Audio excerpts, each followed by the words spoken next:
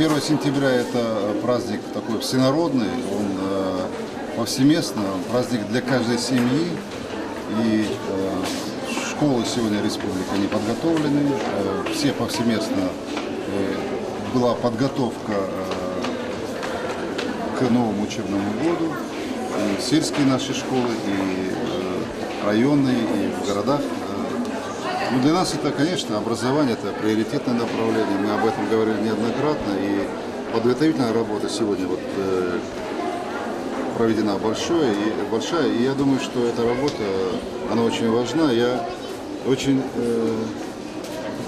таким с удовлетворением, с огромной радостью увидел, что и дети первоклассники, и дети, которые учатся уже в выпускные классы, которые пришли сегодня, они пришли с такой доброй радостью, они сегодня пришли и действительно хотят, соскучились по школе. Это очень важно.